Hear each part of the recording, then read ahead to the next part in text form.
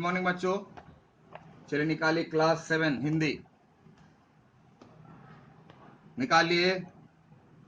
है नहीं है तो जाके ले आओ। चलिए, हम लोग देख रहे थे माता को पत्र,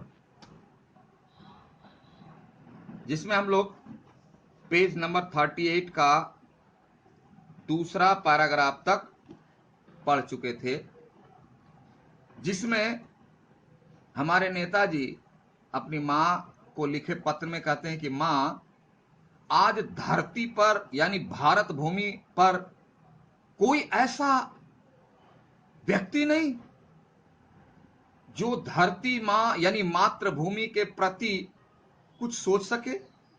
ऐसा कोई नहीं। पहले के हमारे पूर्वज मातृभूमि की रक्षा के लिए अपने जीवन का बलिदान देना मामूली समझते थे। वो लोग समझते थे कि मैं 1000 बार जन्म लूं और अपनी मां की रक्षा के लिए, अपने भारतवासियों की रक्षा के लिए 100 बार जन्म लेना पड़े, मरना पड़े, वह भी बिल्कुल कम है। और आज तो भावनाएं नहीं, सोचते नहीं, मां ये क्या हो गया। वही करें।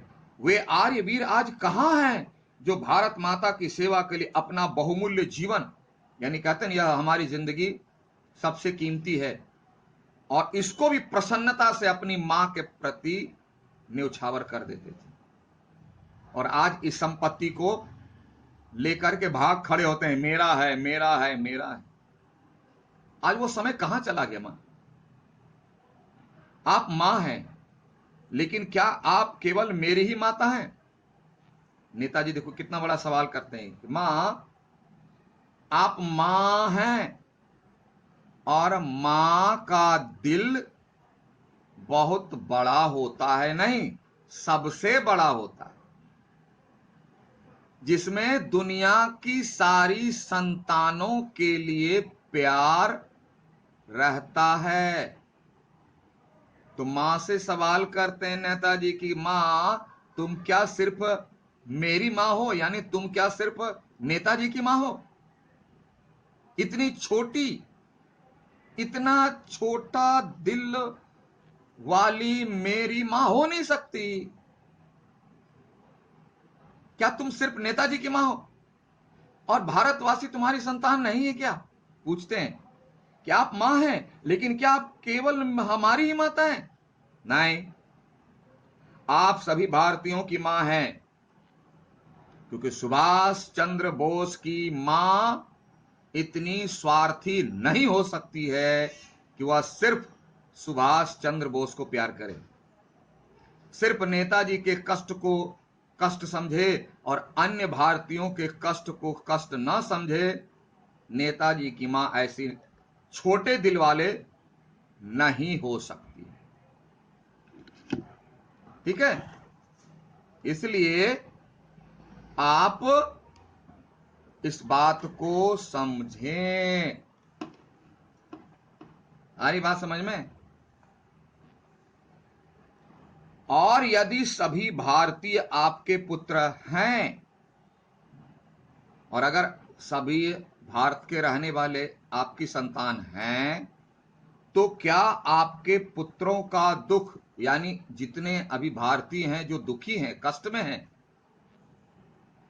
अंग्रेजों के गुलाम के शिकार हैं, आपको व्यथा से विचलित नहीं कर देता? क्या आप उसके दुख से दुखी नहीं होती है? क्या आप सिर्फ सुभाष चंद्र बोस यानी आपकी अपनी संतान का दुख ही आपको दुखी करता है? और भारत के लोग जो इतने दुखी हैं, इतने बेचैन हैं, इतने पीड़ित हैं, उसका दुख आपको बेचैन नहीं करता? उसका दुख आप कैसे सहन कर रही हैं? क्या आप कर सकती हैं? नहीं कर सकती। क्या कोई भी माता इतनी हृदयहीन हो सकती है? क्या कोई मां इतनी कठोर हो सकती है? क्या नहीं हो सकती।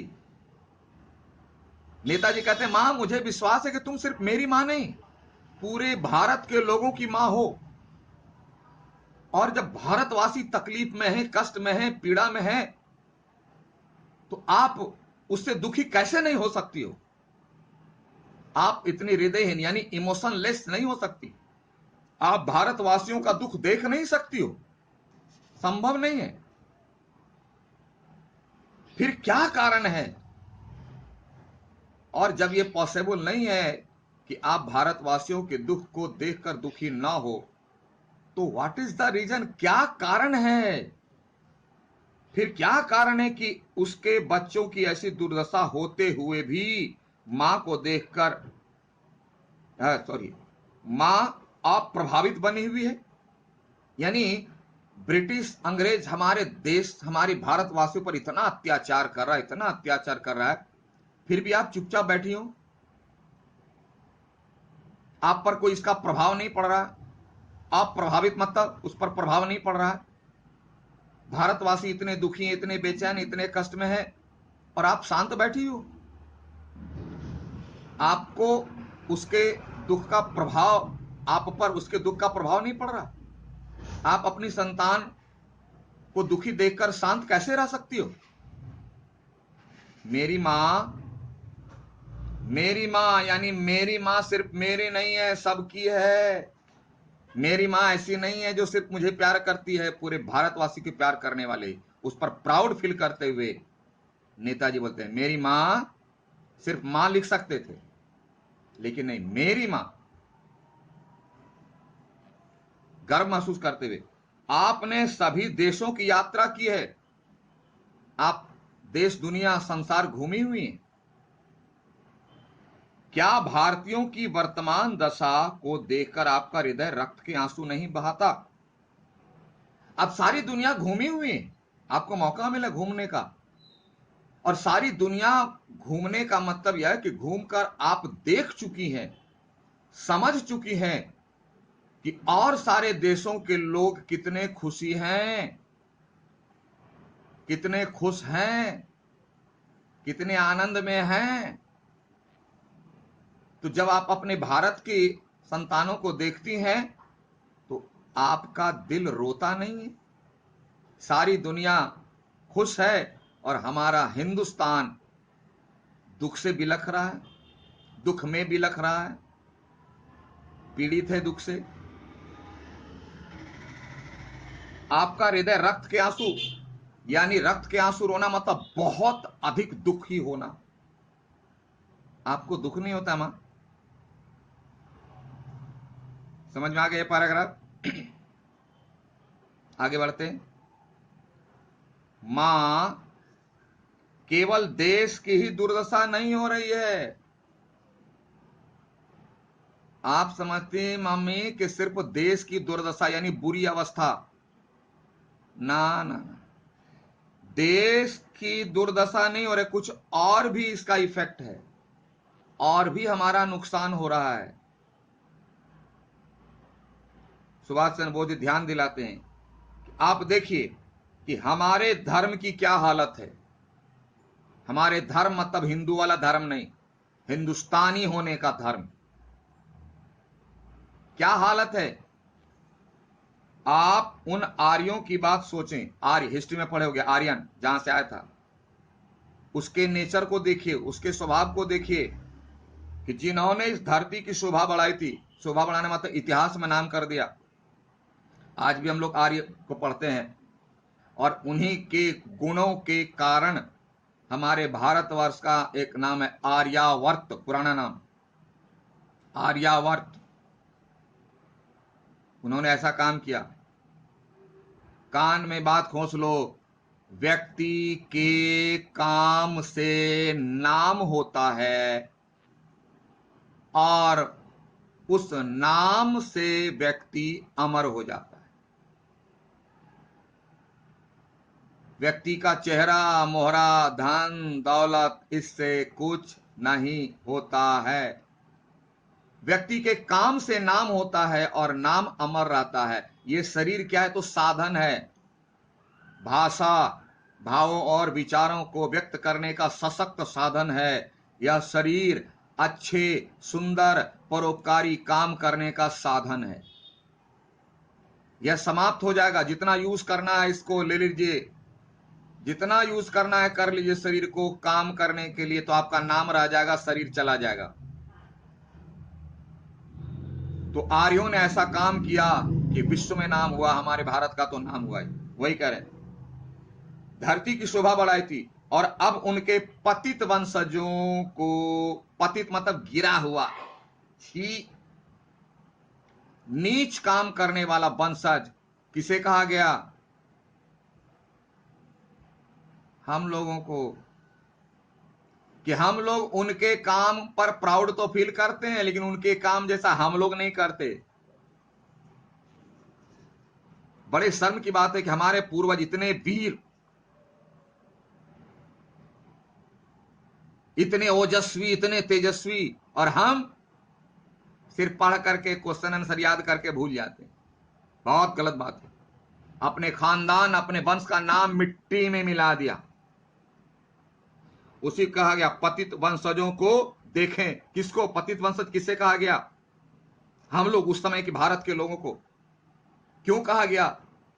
कि आर्य अपनी भारत माता की रक्षा के लिए अपने प्राणों की प्रसन्नता से बलि दे दी, और आज ऐसा कोई भारत की इज्जत बचाने वाला नहीं। भारत मां के पैरों में जंजीर जकड़ी हुई है और कोई देखने तक वाला नहीं। छूना और बचाना तो दूर की बात है। कहां गई वह वीरता? हम लोगों ने अपने वंशजों का नाम डुबा दिया। कोई देश की आजादी के लिए कोई कुछ नहीं कर रहा है, बशर्ते अंग्रेजों की गुलामी कर रहा है, और गुलामी करने में प्राउड फील कर रहा है। जानते हो, मैं नौकरी करता हूं, मुझे नौकरी मिल गई है। कहां नौकरी मिली? अंग्रेज के साहब के यहां नौकरी करता हूं। ड्यूटी क्या है? पानी भरता हूं। अब लीजिए, एक तो गुलामी कर रहे हैं अंग्रेज की, ऊपर से पानी भर रहे हैं, ऊपर से प्राउड फील कर रहे हैं। यह है मेंटेलिटी हमारी। और इसीलिए नेताजी ने उन्हें क्या कहा? पतित वंशज, यानी सबसे गिरा हुआ, खानदान का सबसे गिरा हुआ व्यक्ति। मां, ये क्या हो गया?